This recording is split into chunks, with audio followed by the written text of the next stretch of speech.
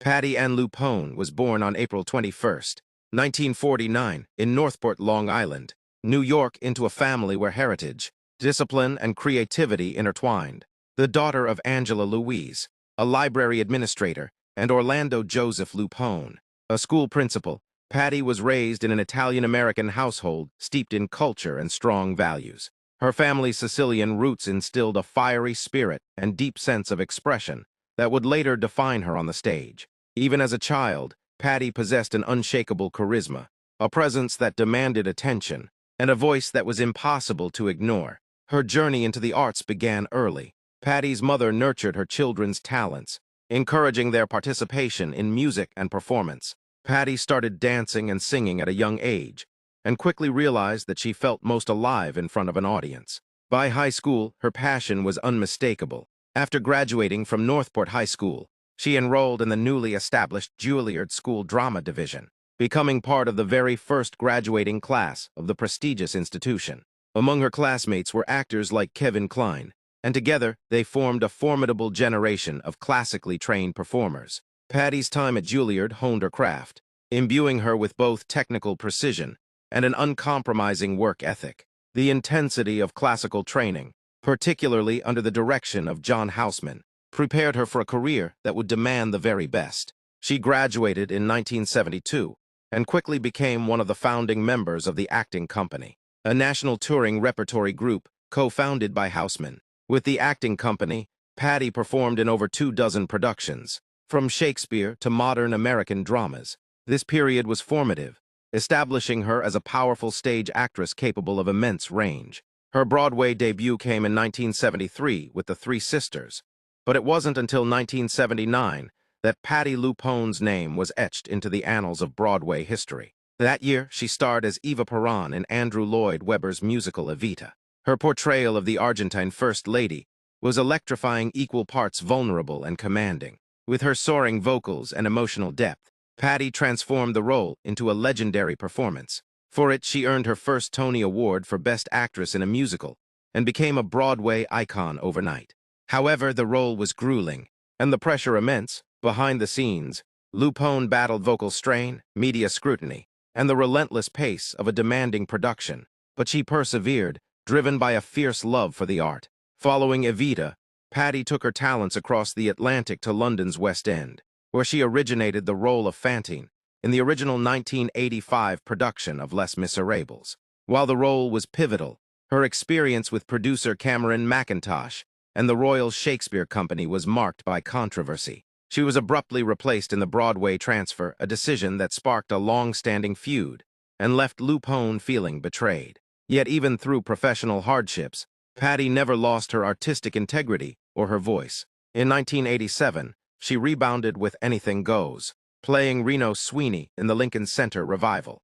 Her performance was hailed as a return to form, blending her powerhouse vocals with comedic timing and charisma. She followed this with a series of roles that reinforced her status as a force of nature in American musical theater. Patti's television and film career also began to expand.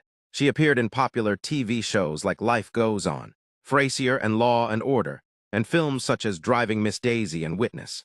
Still, the stage remained her sanctuary. Her performances were known not just for their musical excellence, but for their intensity and authenticity. Patti LuPone didn't just play characters, she inhabited them. In the 1990s, Patti was cast in the title role of Sunset Boulevard in London's West End, a production helmed by Andrew Lloyd Webber. Her Norma Desmond was haunting, seductive, and unforgettable. She was contractually promised the Broadway transfer, but in a controversial move, she was replaced by Glenn Close.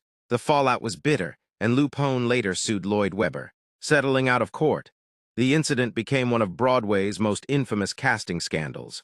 For Patti, it was a moment of professional devastation, but she emerged stronger, more resilient, and fiercely unapologetic. She continued to deliver iconic performances in the years that followed. In 2005, she played Mrs. Lovett in the Broadway revival of Stephen Sondheim's Sweeney Todd, a stripped-down production that required actors to play their own instruments. Her portrayal was both chilling and hilarious, a perfect blend of the grotesque and the heartfelt. Critics raved, and once again, Patti LuPone proved her ability to transform even the most familiar roles into something fresh and unforgettable. In 2008, Patti returned triumphantly to the role of Rose in Gypsy, earning her second Tony Award. Her portrayal of the ultimate stage mother was widely regarded as one of the definitive interpretations of the character. She brought raw emotion, fierce ambition, and tragic depth to a role that demanded everything from an actress, and she gave even more. That same year, she also received a Drama Desk Award and an Outer Critics Circle Award, marking one of the most decorated performances of her career. LuPone's legacy as a fierce protector of theater etiquette became public folklore. She famously stopped shows to confront audience members using cell phones or taking photographs. While some viewed her actions as abrasive, many applauded her unwavering commitment to the sanctity of live performance. To Patti, the theater was sacred, and she wasn't afraid to defend it. The 2010 S brought a new wave of success and evolution. She worked in both television and theater, earning critical acclaim for roles in shows like HBO's Girls, FX's American Horror Story, and the series Penny Dreadful City of Angels.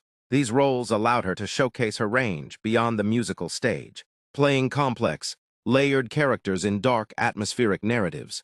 In 2017, she returned to London's West End in Company, Stephen Sondheim's groundbreaking musical, this time playing Joanne. Her rendition of The Ladies Who Lunch became a viral sensation, embodying the bitterness, humor, and vulnerability of an aging socialite confronting her own relevance. The 2018 Broadway revival of Company, reimagined with a gender-swapped lead, brought Patti back to New York, where her performance won her another Olivier Award and cemented her status as a Sondheim interpreter par excellence. LuPone's relationship with Sondheim was one of profound artistic respect. She often referred to him as the Shakespeare of musical theater, and he, in turn, admired her unmatched ability to bring his complex characters to life. When he passed away in 2021, Patti mourned not just a collaborator, but a mentor and friend.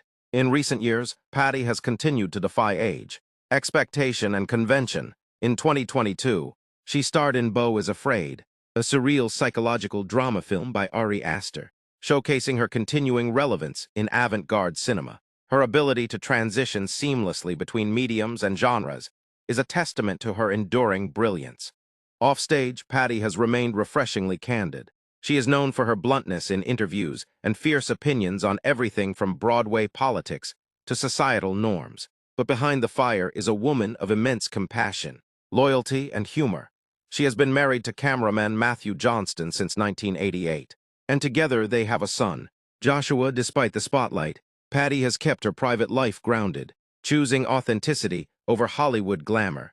Her memoir, Patti LuPone, a memoir, published in 2010, offered fans a rare glimpse into her personal and professional struggles. It was raw, honest, and unapologetic, just like her performances. She recounted battles with directors, backstage dramas, and moments of profound self-doubt, but also moments of triumph, laughter, and deep artistic satisfaction. Patti LuPone is not just a Broadway legend, she is a cultural institution. Her career has spanned over 5 decades, during which she has redefined what it means to be a leading lady. She's not simply an actress with a powerful voice. She's a storyteller, a risk-taker, and a relentless advocate for the arts. As of 2025, Patti continues to inspire new generations of performers. She teaches, mentors, and performs, proving that passion, talent, and authenticity never go out of style. Her influence can be seen in the works of countless artists who cite her as a guiding light. And while many performers age into nostalgia, Patti LuPone remains firmly in the present, still pushing boundaries, still commanding the stage, and still unmistakably herself. Her legacy is not just in the roles she played, but in the fearless way she played them. Patti LuPone is a reminder that art is meant to provoke, to challenge, and to elevate. She is Broadway's thunder, its hurricane, and its heart.